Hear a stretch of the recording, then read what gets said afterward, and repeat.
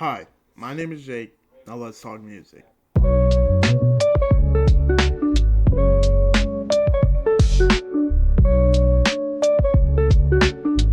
Alright, so like I said, I'm going to be doing all these videos in a row. And today is talking about Lana and SOS. Which I'll talk about SOS first and then we'll get into Lana. But it, I will say this would have came out yesterday and then the Benson Boone album today, but yesterday I didn't have enough time to sit down, listen, and digest to everything because with this deluxe, you got almost 40 songs. So it, it it's 40 songs, almost 2 hours, and it's like to truly digest it, you gotta have multiple listens, and honestly, it's the length of two albums, which I'll get more into that when I talk about Lana itself. But SOS came out in, was it 2022 or 2023? Oh, okay. I forgot that I had Instagram Reels up. Should have spent time actually putting the album up instead of watching Instagram Reels, but you know, gotta love Instagram Reels. Alright. SOS came out in 2022, which, I mean, if I'm gonna be honest, I think my favorite SZA album is Control.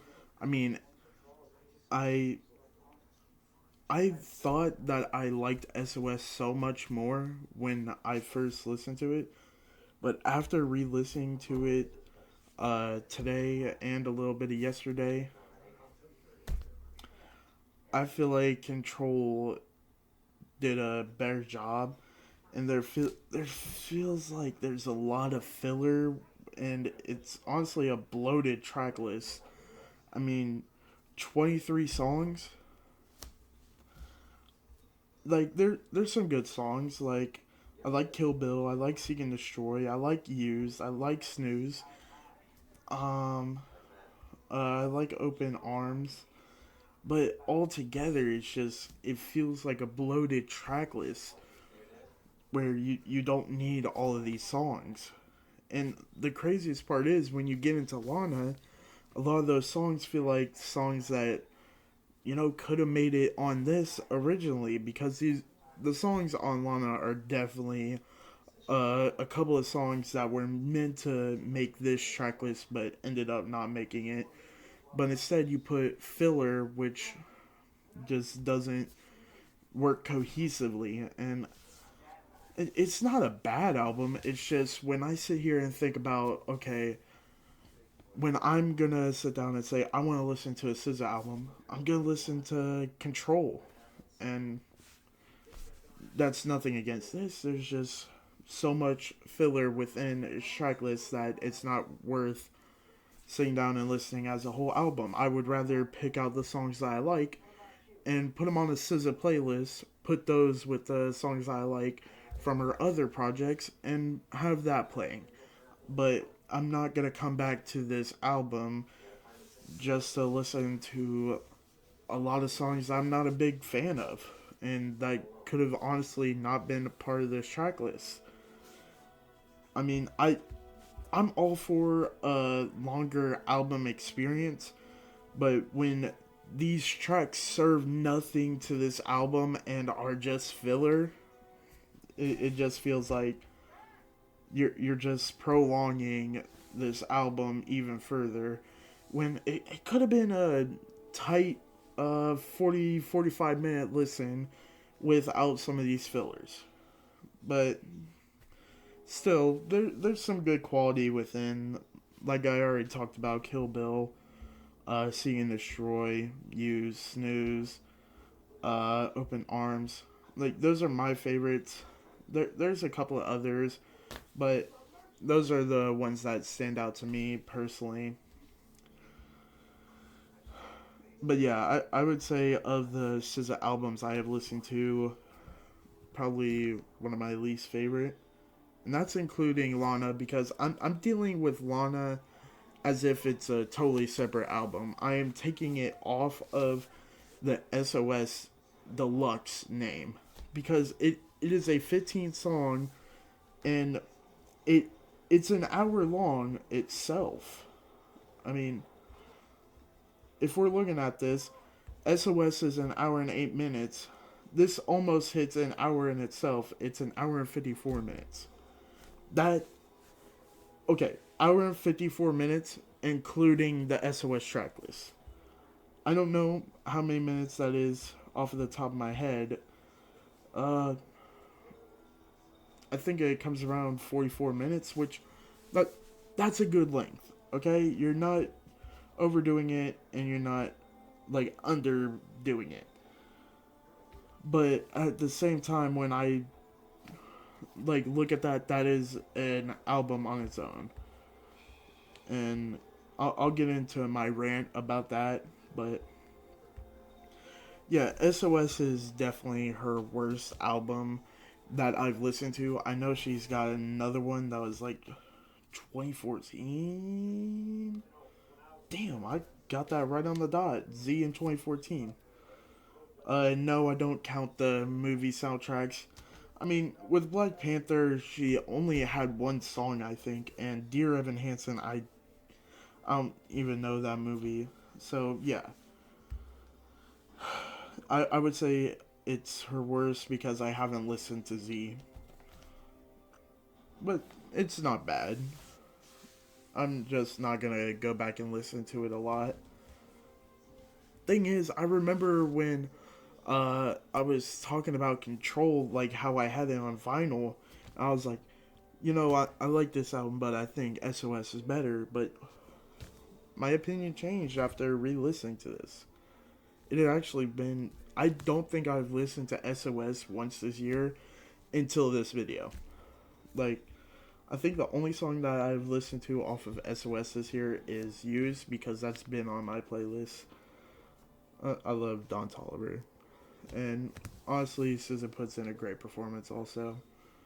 But now let's get into Lana. My problem with Lana. You already take a bloated track list such as SOS and you're like, what could we do more? You know what? Let's put a 15 song, which would be an album by itself. Let's slap that on top of the SOS track list. Like, I get these are like songs that were made from the SOS era, but dude, you're just making it a bloated track list just almost an hour longer. Like it's kind of when I think of this, I also tend to think of the Donda, like where Donda and the Donda Deluxe went wrong.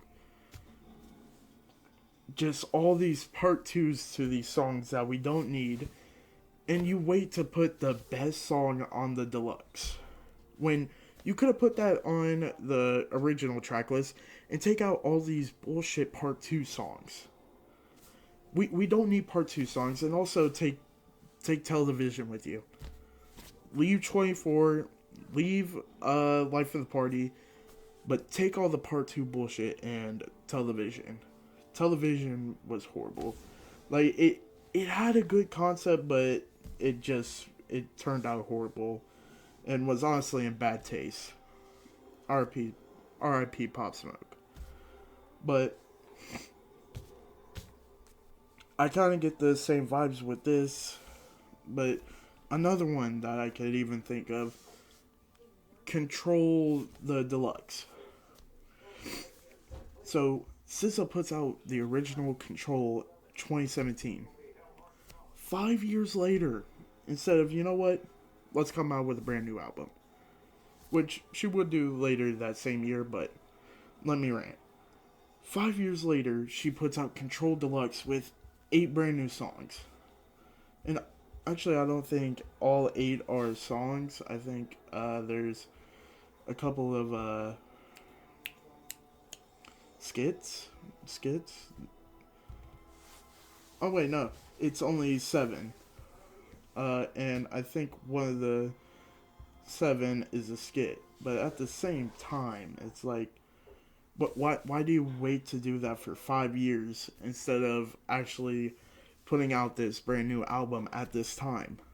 Like, she put out Control Deluxe in I think April, no, June 9th, 2022, and she waits all the way until December. I think it was December 9th. Also, yeah, December 9th, 2022. So you wait 6 months on the dot to put out SOS,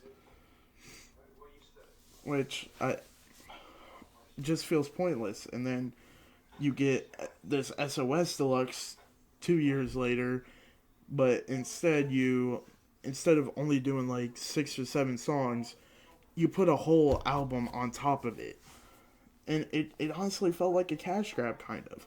Like, when I'm sitting here thinking about this, why are you putting SOS on top of this? Just say, you know what? Get rid of everything from SOS. Put Lana as a standalone album. This would work as a standalone album.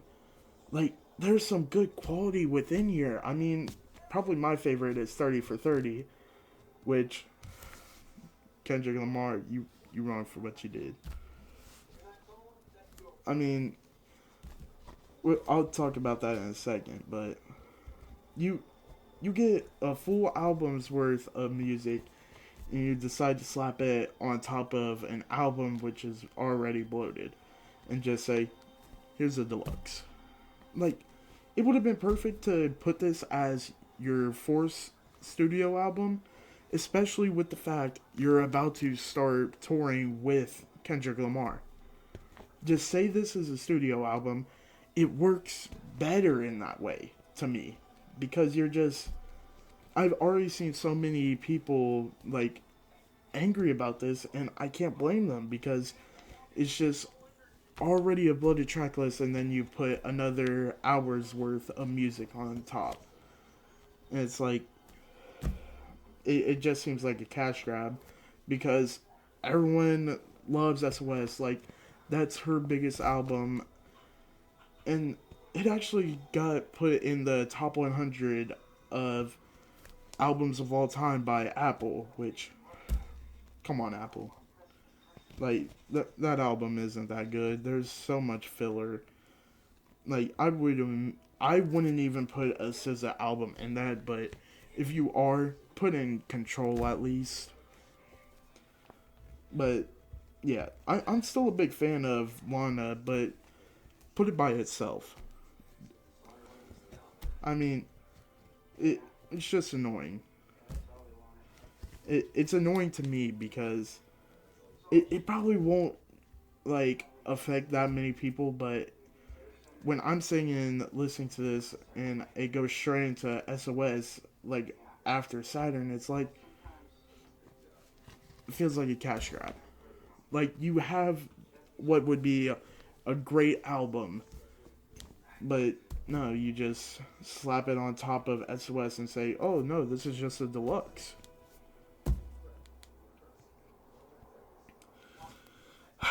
I, it's probably just me, but I mean, it's not just me. Like I said, I've already seen people upset about this and calling it a cash grab. But like, I feel like I personally hold SZA up to a higher standard, and like, she works with people who aren't like doing cash grabs. Like, she is signed to TD, and TD has not been doing cash grab sales like this. But this truly feels like, you know what? This was my most successful album. Let me throw on the a full length LP on top of that.